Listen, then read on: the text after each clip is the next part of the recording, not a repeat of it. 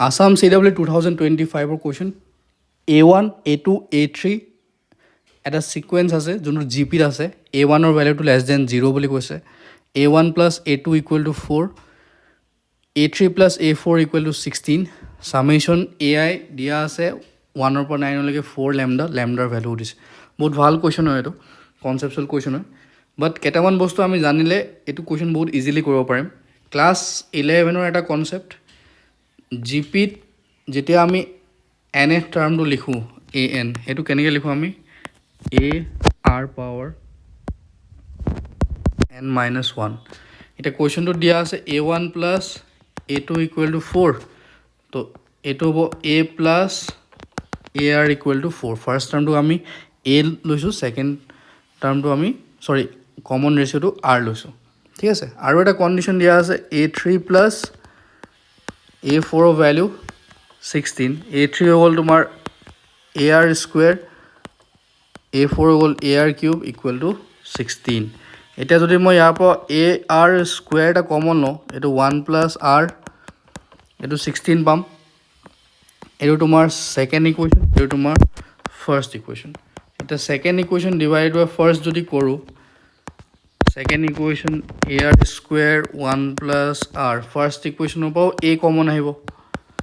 1 plus r এটো হ'ল আমাৰ 16/4 এটো ক্যান্সেল a cancel তো r square or value কিমান পাম আমি 4 পাম তো r or value ইয়াৰ পৰা আমি দুটা পালো প্লাস মাইনাস 2 এটা বস্তু চাবা a1 to less than 0 বুলি কৈছে তেতিয়া হলে a plus ar or value আমি কি পাইছো 4 এটা a to যদি নেগেটিভ তেতিয়া হলে r to পজিটিভ হ'ব নোৱাৰিব কাৰণ নেগেটিভ প্লাস নেগেটিভৰ ভ্যালুটো পজিটিভ কিটা হ'ব নোৱাৰে সেইকাৰণে আমি r ৰ ভ্যালুটো কি ল'ব লাগিব -2 ল'ব লাগিব ইয়াতে r ৰ ভ্যালুটো আমি প্লাস ল'ব নোৱাৰো এটা r ৰ ভ্যালুটো -2 ল'লে আমি এইটো ইকুৱেশ্যন পুট কৰি দিম a plus a into -2 equal to 4 -2a plus a তো -a তো a ৰ ভ্যালু আমি কি পালো -4 পালো এটা বহুত সিম্পল হ'ল কোৱেশ্চনটো এটা একো প্ৰবলেম নাই ইয়াতে আমাক সামেশন দিছে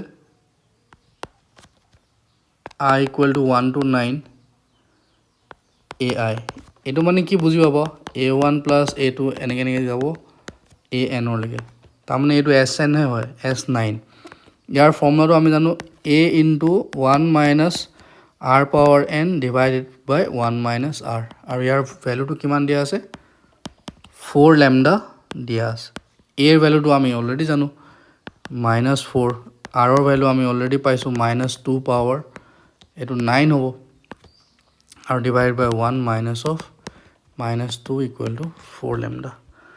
ঠিক আছে তো এটো 4 আৰু এটো 4 দুই ফালৰ পৰা ক্যান্সেল হ'ল এটো minus of 1